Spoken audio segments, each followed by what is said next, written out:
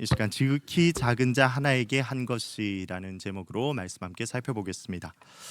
자, 31절 본문이 시작하는 31절을 보시면 인자가 자기 영광으로 모든 천사와 함께 올 때에 이렇게 시작을 합니다. 이것을 봤을 때 지금 이 본문이 이야기하고 있는 스토리가 이제 마지막 이 시대의 끝 최후 심판 장면임을 우리는 알 수 있습니다.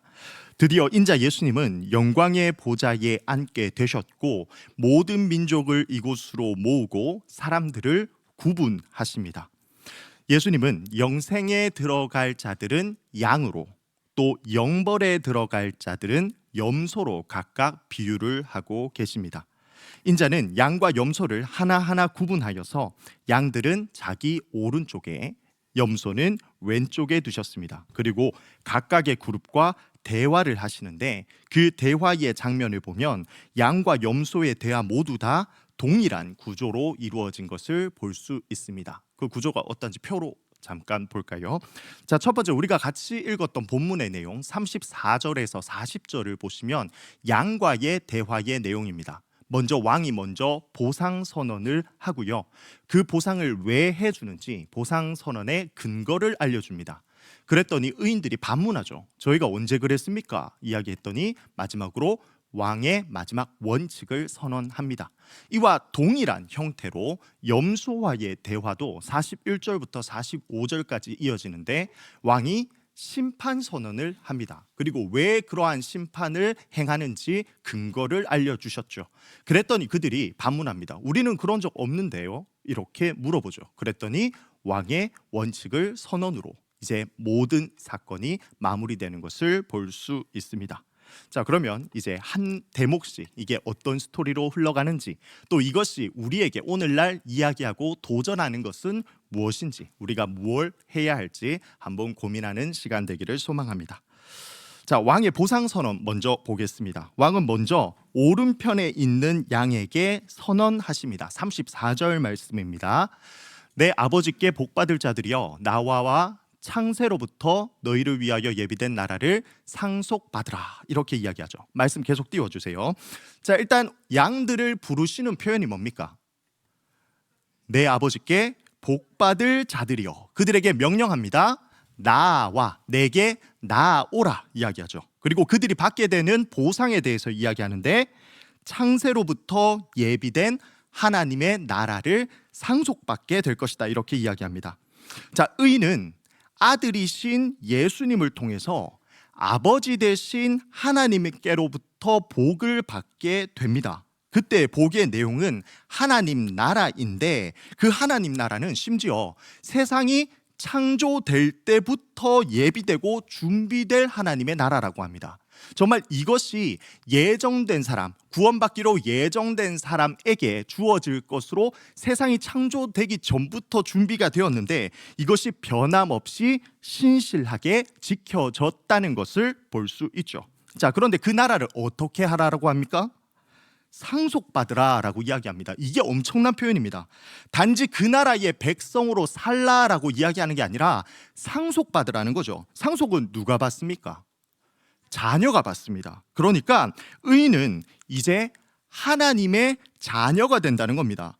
완성된 하나님 나라를 함께 다스릴 권한과 권위를 부여받게 된다는 거죠. 그러니까 그저 백성이 아니라 다스리는 위치에 올라간다는 것입니다. 정말 말도 안 되는 엄청난 복을 누릴 수 있게 된다는 것을 볼 수 있죠.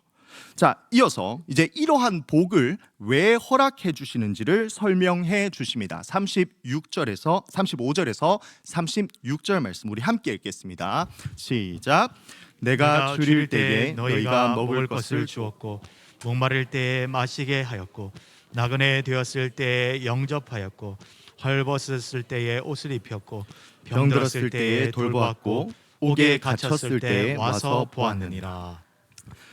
왕이 어려움을 겪었을 때 의인이 자비를 베풀었다는 겁니다. 그러나 내용을 살펴보면요, 이 어려움의 내용은 배고픔, 목마름, 나그네됨, 헐벗음, 병듦, 옥에 갇힘입니다. 사실 이러한 내용들은 왕의 신분에는 어울리지 않는 어려움임을 볼 수 있습니다. 오히려 이 높은 왕의 자리가 아니라 가장 낮은 천한 자들이 겪을 만한 고통의 내용이라는 것을 우리는 발견할 수 있습니다. 오른쪽에 있는 이 양으로 비유된 자들은 왕의 어려움을 해소하거나 경감해주는 행동을 했다, 이렇게 선언됩니다. 네가 이것을 했다라는 겁니다. 그들의 행동들은 예수님이 자신의 제자에게 가르치신 그 하나님의 뜻을 따르는 행동이었던 것이죠. 예수님은 제자가 되려는 자에게 자신의 소유를 팔아 가난한 자들의 필요를 채우라, 이렇게 명령을 하셨었는데, 그들은 가난한 자와 비슷한 처지에 있던 그 왕의 필요를 채움으로써 예수님의 그 명령에 순종했던 자들이다, 이렇게 확인할 수 있는 겁니다. 하지만 의인들은 이것에 반문합니다. 이러한 선언을 들었던 의인들은 아주 놀라죠. 왜냐하면 자신들은 왕에게 그런 선행을 했던 기억이 없다는 겁니다. 이를 봤을 때 의인들의 구제가 보상을 목표로 한 계산된 행동이 아니라는 것을 우리는 알 수 있습니다. 자, 일반적으로 왕에게 도와준다, 왕이 어려움을 처했을 때에 그것을 도와준다라는 것은 우리가 대충 봐도 나중에 이 왕이 권위가 회복되었을 때, 다시 왕으로서의 힘이 회복됐을 때 뭔가 한 자리 얻기 위해서 그렇게 하겠구나라고 생각할 수 있는데, 여기에서 나오는 의인들은 그러한 계산된 행동이 아니라는 거죠. 그저 어려움에 처한 자들에 대한 하나님의 관심과 뜻, 그 하나님의 마음을 헤아려서 그들의 어려움을 해결해 주기 위함, 그것 자체에 목적을 두고 한 행동임을 알 수 있는 겁니다. 왕은요, 아주 구체적으로 자신이 받았던 그 도움들에 대한 목록들을 줄줄이 읽었습니다. 하지만 그들이 만약에 자신의 행동을 기억하고 있었다면, 맞습니다, 제가 그 일들 했었는데 그게 왕이셨군요, 제가 뭐 바라고 한 행동은 아니었는데 또 그게 왕이라고 하니까 참 공교롭고 쑥스럽네요, 이렇게 반응했을 텐데, 그들은 그러지 않았습니다. 그들은 제가 그랬습니까? 저 그런 적 없는데요? 라고 그렇게 대답을 했다는 거죠. 자신이 베풀었던 그 선행의 내용을 심지어 까먹었다, 그렇게 이야기하고 있는 겁니다. 이들은 정말 이 선행이 나중에 자신에게 보상으로 돌아오길 기대하는 마음이 조금도 없었다라는 것을 알 수 있죠. 이처럼 자신의 선행에 대한 기억하지 못하는 반응으로 그들은 그 선행의 순수한 동기를 입증해 보였던 겁니다. 자, 그랬더니 왕은 이제 전혀 예상 밖의 놀라운 원칙을 선언합니다. 40절 말씀입니다. 제가 읽겠습니다. 너희가 여기 내 형제 중에 지극히 작은 자 하나에게 한 것이 곧 내게 한 것이니라. 자, 예수님은 자신의 가장 작은 형제들 중 하나에게 한 것을 자신에게 한 것과 동일시합니다. 가장 작은 형제들이 누구인가에 대해서는 사실 최근 이제 신학적인 바람 속에서 조금 논란이 일어나고 있기는 한데, 보편적인 입장에서 봤을 때는 우리가 잘 알고 있듯이 모든 사회적, 경제적, 정치적 약자들이 여기에 해당됩니다. 그런데 요즘 좀 나오고 있는 것 중에 특수적인 것으로 마태복음에서 예수님이 쓰시는 표현을 고려했을 때 예수님은 내 형제들이라고 이야기하는 그 사람들이 바로 예수님의 제자들을 두고 그렇게 이야기한다 때문에 여기서는 예수님의 제자들이다라고 이렇게 한정지어서 해석을 하기도 합니다. 자, 아무튼 특수적으로 봤을 때 결국 이것 또한 이 보편적인 범위 안에 들어간다고 판단될 수 있습니다. 가장 작은 사람인 줄 알았는데 이 의인들이 선행을 베풀었더니 그것이 결국은 가장 높은 자에게 한 것이 되었다는 거죠. 아무런 대가 없이 선행을 베풀었는데 무엇보다 크고 영원한 보상으로 그들에게 돌아왔다는 것을 우리는 발견할 수 있습니다. 자, 그리고 이제 대조적인, 그리고 같은 맥락 속에서 대조적인 스토리로 흘러가는 그 왕의 심판선언에 대해서 보겠습니다. 이제 염소로 상징화된 왼쪽에 있는 자들에게 왕이 선언합니다. 41절 말씀입니다. 제가 읽겠습니다.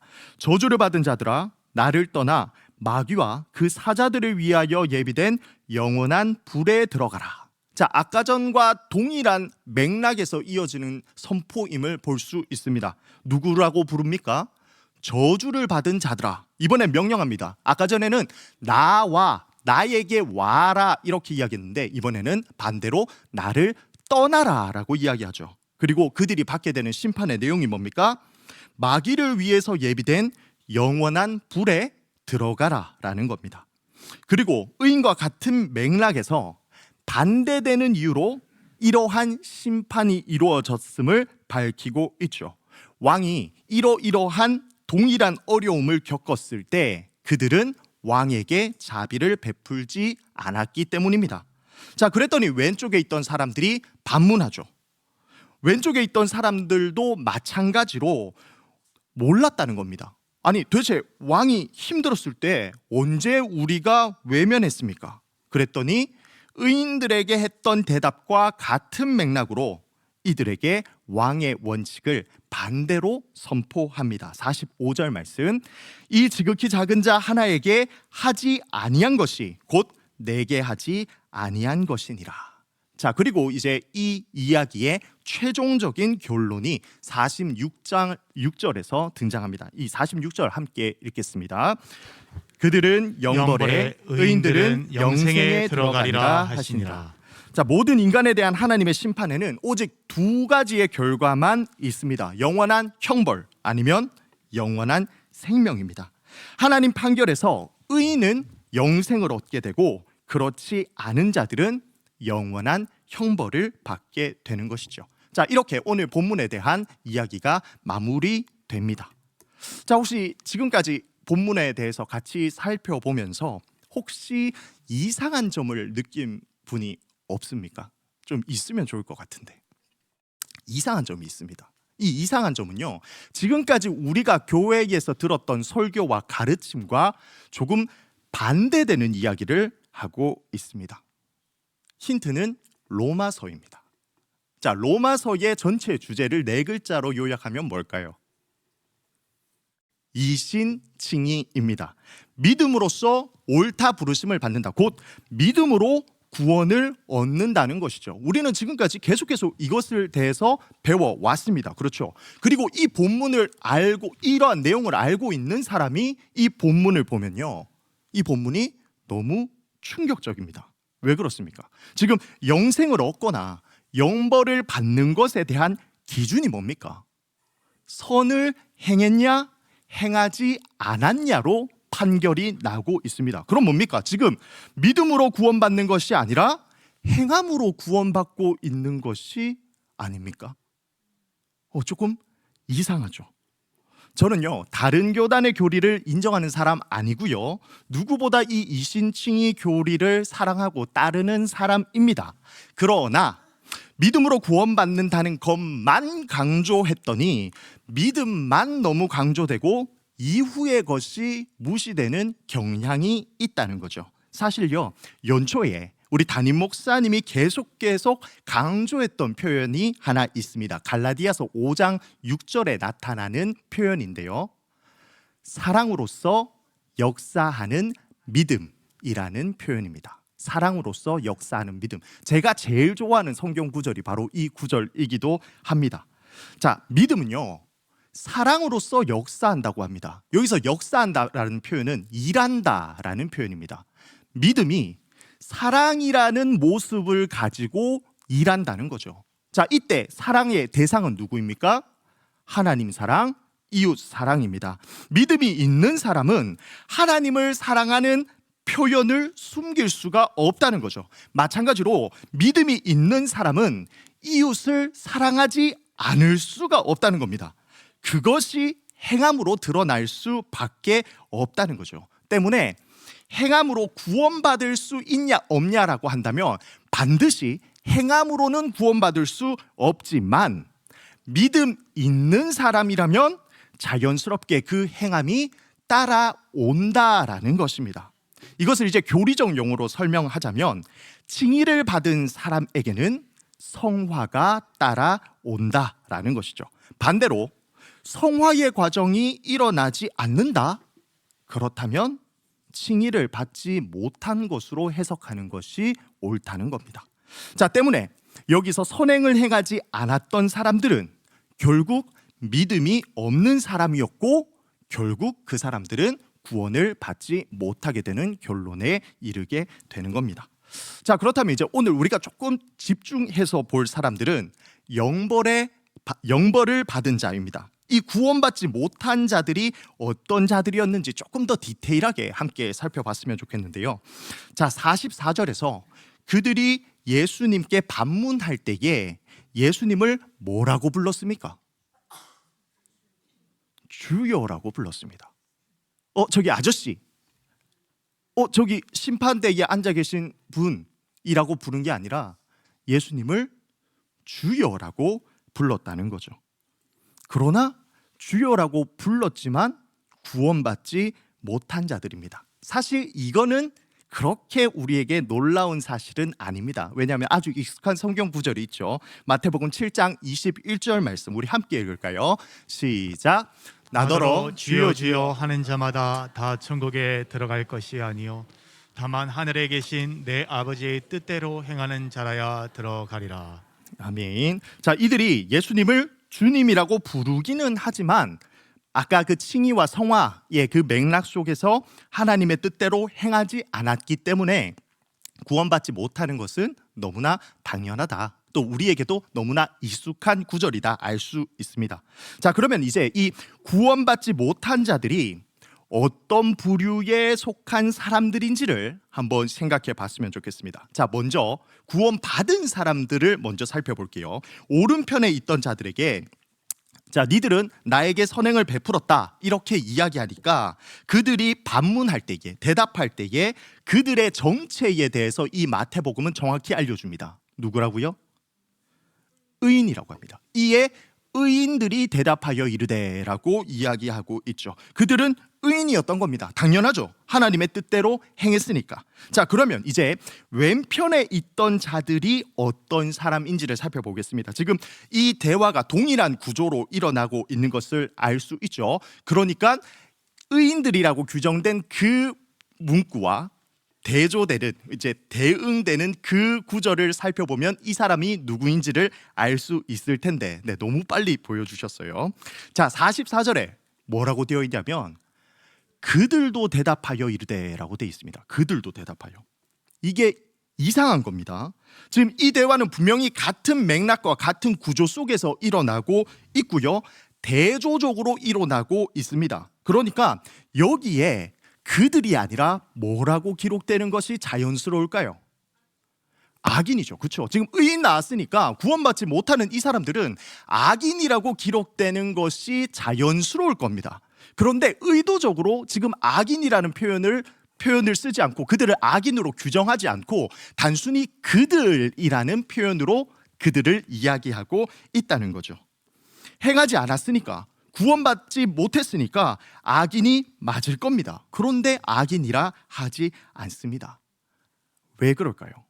우리 객관적으로 한번 생각해 봅시다. 자, 이들은 악인이 맞을까요? 아닐까요? 자, 애매한 질문이죠. 자, 그렇다면 다르게 질문하겠습니다. 그들이 행한 일들 중에 악한 행동이 뭐가 있습니까?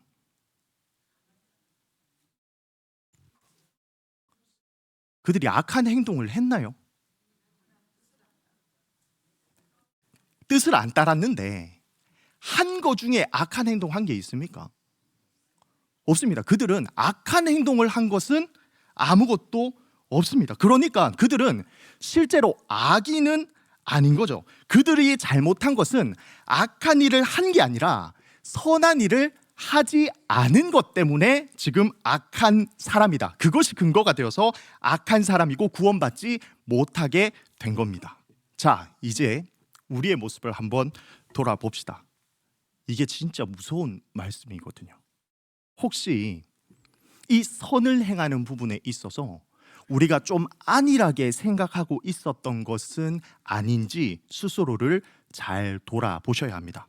우리는 보통 행함에 있어서 특히 한국 그리스도인들은 되게 많이 조심을 하고 고민도 많이 하는 편입니다. 예를 들어서 이게 죄인지 아닌지 혹은 이것이 하나님을 슬프게 하는 행동인지 아닌지를 많이 고민하고 행동한다는 거죠. 예를 들어서 이제 술을 먹어도 되냐 안 되냐 많이 고민을 하기도 합니다. 그리고 주일에 돈을 써도 되냐 안 되냐 고민하기도 하죠. 그래서 신앙이 좋은 분들, 또 한국에서는 보편적으로 신앙인이라고 하는 사람들은 술을 먹지 않습니다. 그리고 나아가서 주일에 일하지 않고, 더 나아가서는 주일날 돈을 쓰지 않는 사람들도 있습니다.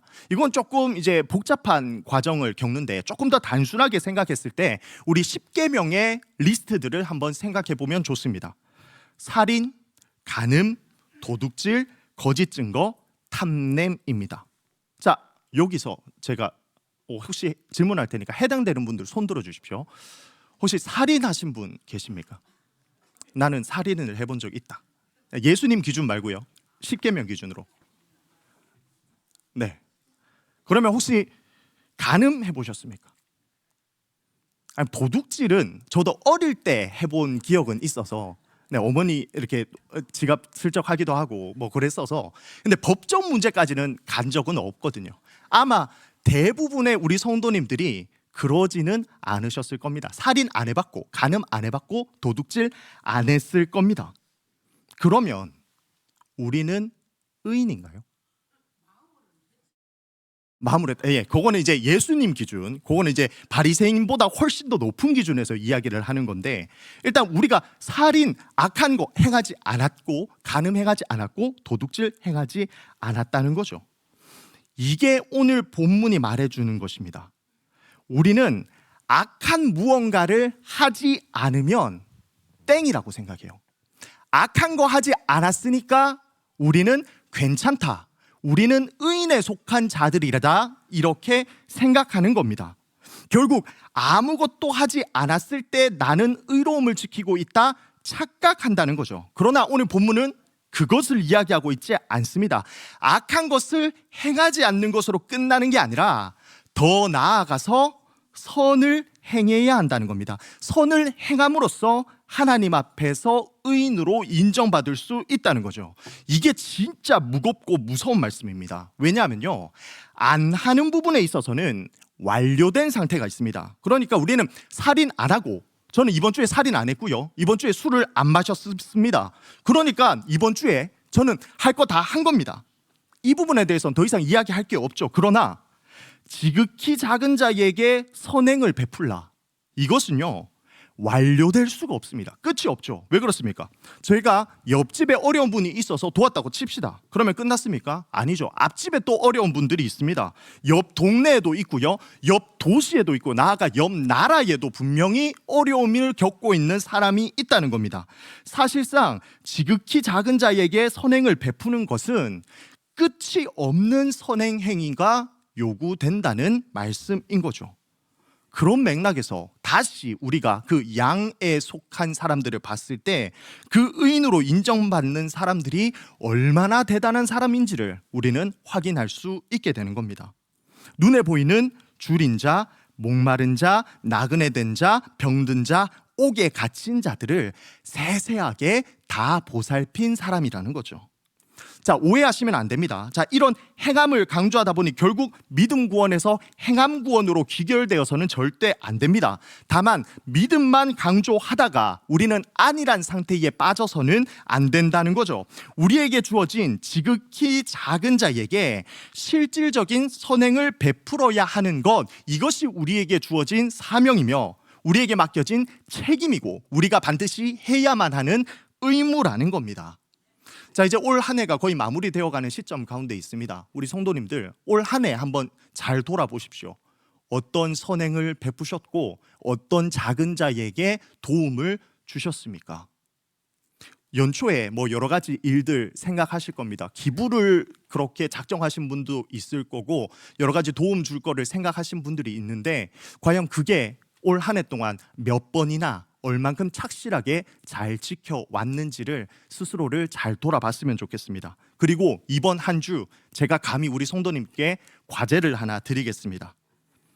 한 주 동안 내 주변의 사람들을 한번 잘 살펴봤으면 좋겠습니다. 그리고 나의 도움이 필요한 사람은 누가 있는지를 확인하십시오. 그리고 그 사람에게 진짜 실질적인 도움을 줄 수 있는 우리 성도님들 되기를 소망합니다. 물질을 통한 방법일 수도 있고 노동을 통한 도움이 될 수도 있습니다. 나아가 정서적인 도움도 좋습니다. 뭐든 좋으니까 우리가 할 수 있는 것들을 행하자는 거죠.